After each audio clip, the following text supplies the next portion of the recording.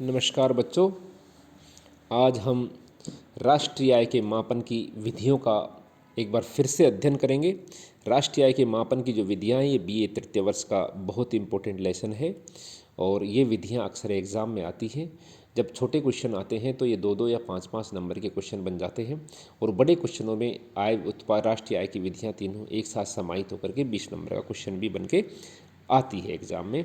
तो एक बार फिर से हम देखते हैं राष्ट्रीय आय के मापन की आय विधि। राष्ट्रीय आय के मापन की आय विधि में इस विधि के तहत राष्ट्रीय आय को कारक आय के प्रवाह के रूप में मापा जाता है। आय विधि में इस आय विधि के अंतर्गत उत्पादन के साधनों को प्रतिफल स्वरूप जो आय प्राप्त होती है उन सब का योग ही राष्ट्रीय आय का मापन बन जाता है। अब उत्पादन के साधन है भूमि, पूंजी, श्रम, संगठन और साहस। अब भूमि को बदले में क्या मिलता है? लगान। पूंजी के बदले में मिलती है ब्याज। श्रम के बदले में मिलती है मजदूरी या वेतन और संगठन और साहस के बदले में मिलता है लाभ या लाभांश। तो इन सब का योग यानी कि मजदूरी, लगान, ब्याज और लाभांश का जो योग है ये सारा का सारा मिलकर के राष्ट्रीय आय के मापन को किस प्रकार से हल करता है ये हम देखेंगे। हम जानते हैं कि श्रम, पूंजी, भूमि और उद्यमिता 4 कारक हैं। श्रम को वेतन मिलता है, पूंजी को ब्याज मिलता है, ज़मीन को लगान मिलता है, उद्यमिता को पारिश्रमिक के रूप में लाभ मिलता है। इसके अतिरिक्त कुछ स्वयं नियोजित व्यक्ति भी होते हैं जो अपने श्रम और श्रम की पूंजी को नियोजित करते हैं, जैसे कि डॉक्टर, अधिवक्ता, सीए। उनकी आय को मिश्रित आय कहा जाता है। ये श्रम की पूंजी से अपना बिजनेस करते हैं, इसलिए ये जो आय होगी इसमें लगान भी नहीं को मिलेगा, पूंजी भी, ब्याज भी नहीं को मिलेगा, मजदूरी भी नहीं की होती है, इसलिए इस आय को कौन सी आय कहा जाता है? मिश्रित आय कहा जाता है। अब उत्पादन की इकाइयों का औद्योगिक क्षेत्रों में वर्गीकरण करें तो आता है कि श्रम, वानिकी, विनिर्माण, बैंकिंग, व्यापार। ये तो उत्पादन की औद्योगिक क्षेत्र हो गए और प्रत्येक औद्योगिक क्षेत्र में भुगतान की गई आयोजन का अनुमान लगाना कर्मचारियों का पारिश्रमिक, किराया, ब्याज और लाभ आदि कहलाता है। अब हम वेज कर्मचारियों का पारिश्रमिक देखें तो कर्मचारियों के पारिश्रमिक में 3 चीज़ें जुड़ी रहती हैं। एक तो उनकी क्षतिपूर्ति, कंपनसेशन, सैलरी काइंड के रूप में भी हो सकती है और कैश के रूप में भी हो सकती है, और employer contribution to social services in schemes. अब सामाजिक सुरक्षा योजनाओं के लिए अगर एम्प्लॉयर द्वारा, नियोक्ता द्वारा, रोजगार देने वाले के द्वारा अगर कुछ दिया जा रहा है तो वो भी मजदूरी का एक पार्ट होता है। फॉर एग्जांपल हम देखें कि एक व्यक्ति किसी फैक्ट्री में काम कर रहा है, वहाँ पे उसको नगद मजदूरी दी जा रही है, वो उसकी मजदूरी हो गई। इसके अलावा उसको वहाँ पे कपड़े वगैरह दिए जा रहे हैं, वह ड्रेस सिलाई जा रही है, वो काइंड के रूप में मजदूरी हो गई। सब महीने की एक कप ड्रेस सिलाएंगे, वो उसके काइंड के रूप में मजदूरी। तीसरा, अगर वहाँ पे उसका बीमा भी करवाया जा रहा है तो सामाजिक सुरक्षा योगदान में अंशदान के रूप में वो भी मजदूरी, उसका जो किस्त की राशि है वो भी मजदूरी के रूप में ही जुड़ेगी। तो मजदूरी बनती है salary in cash, in kind, किसी प्रकार का कंपनसेशन और any contribution for social services schemes में। अब वेज काइंड के रूप में राशन भी हो सकता है, लंच, फ्री अकोमोडेशन, अलाउंसेस आदि सारी जो चीज़ें मिलती हैं ये सोशल सर्विसेज स्कीम्स, ये तीनों मिलकर के बनती हैं किसी भी श्रमिक की मजदूरी का प्रतिफल जो राष्ट्रीय आय में जुड़ता है। दूसरा देखें प्रॉफिट, लाभांश। प्रॉफिट में 3 पार्ट होते हैं। नंबर 1 लाभांश, लाभ का अंश। नंबर 2 निगमित लाभ कर और गैर वितरित लाभ। ये तीनों अलग अलग पार्ट हैं, तीनों मिलकर के लाभ जो बनते हैं। अब लाभ में 3 पार्टों में सबसे पहला होता है निगमित कॉरपोरेशन प्रॉफिट टैक्स। अगर हमारे पास कोई फैक्ट्री है, हमने उसमें सबसे पहले मजदूरी दे दी लोगों को, मजदूरी देने के बाद भूमि का किराया, लगान दे दिया, पूंजी का किसी से उधार ले रखा है तो ब्याज दे दिया, बचा जो अपना लाभ हो गया। अब उस लाभ को हम कैसे बांटेंगे? वो लाभ का 3 भागों में बांटा जाता है। नंबर सबसे पहली बात आती है कि सरकार का कोई टैक्स तो नहीं बकाया है। अगर हमारी फैक्ट्री है तो हमें उस पर कॉरपोरेशन टैक्स देना पड़ेगा, निगम कर चुकाना पड़ेगा, जो कि डायरेक्ट टैक्स है, जो कि डायरेक्ट सरकार के खाते में जाता है। तो सबसे पहले लाभ में अपन क्या देंगे? निगम कर। निगम कर देने के पश्चात हमारे पास जो बचता है, मान लो 1,000 रुपये का लाभ हुआ और उसमें 200 रुपये निगम कर बनता है तो 200 रुपये सरकार के खाते में जमा करा दिए, बचे 800 रुपये। 800 रुपये में अगर हमारे पास 800 रुपये बच रहे हैं तो सबसे पहले गैर वितरित लाभ, अनडिस्ट्रीब्यूटेड प्रॉफिट, ये सेकंड पार्ट होता है लाभ का। यानी कि फैक्ट्री के नाम से हर वर्ष अगर हम कुछ राशि फैक्ट्री के लिए अवितरित लाभ के रूप में जमा करेंगे तो ये अनडिस्ट्रीब्यूटेड प्रॉफिट, यानी कि इसको कोई भी नहीं लेगा, कि किसी प्रकार की आपदा के समय काम आएगा। हर वर्ष हमने को अगर 1 लाख जैसे 1,000 रुपये वहाँ पे 500 रुपये वहाँ पे जमा कराने होते हैं हर मंथली खाते में, तो ये उस खाते में जमा होंगे।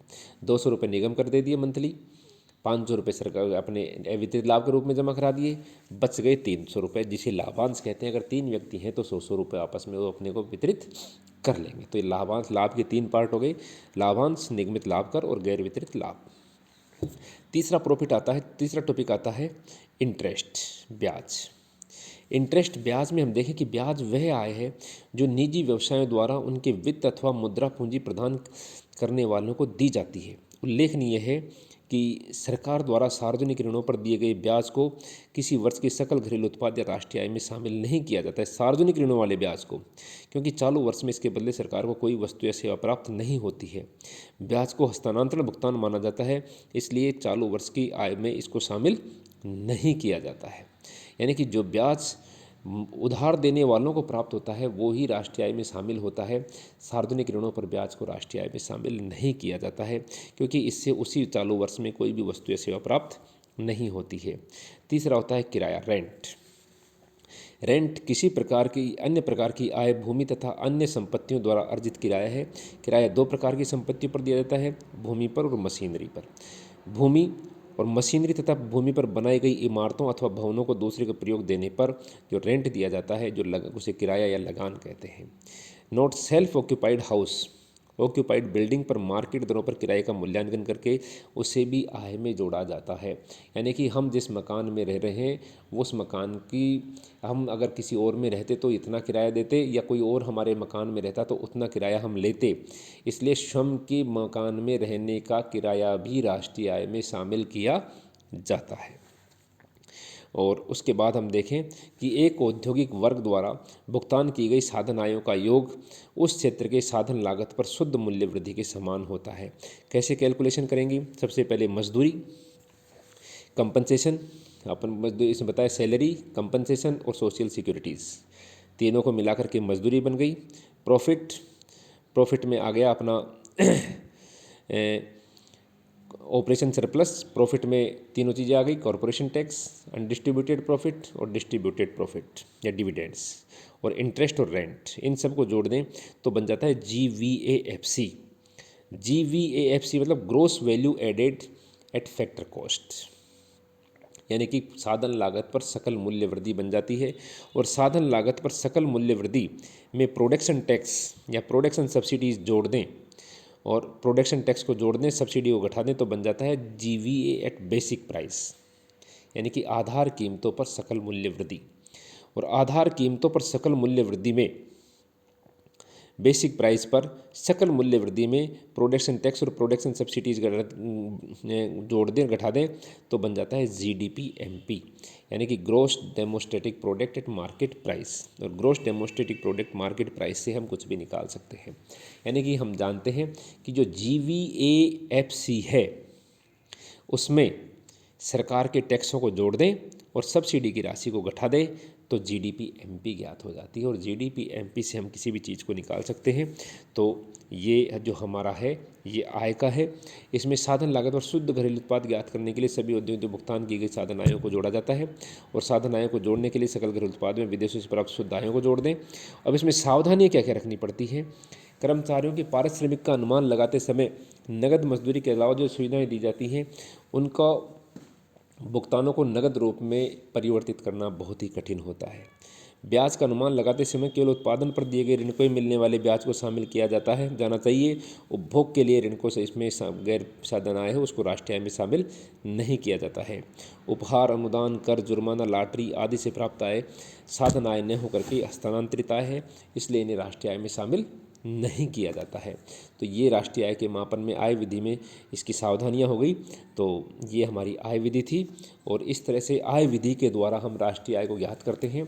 अक्सर आय विधि का क्वेश्चन आ जाता है एग्जाम में, तो इसको बहुत ही सावधानी से आय विधि में क्या क्या शामिल किया जाएगा, भूमि, पूंजी, लगान, ब्याज और मिश्रित आय, मिक्स्ड इनकम, इन सबको जोड़ करके एफसी जीवी एफसी से जीडीपी एमपी निकालना और जीडीपी एमपी से फिर राष्ट्रीय आय की गणना करना, ये इसके अंतर्गत शामिल किया जाता है।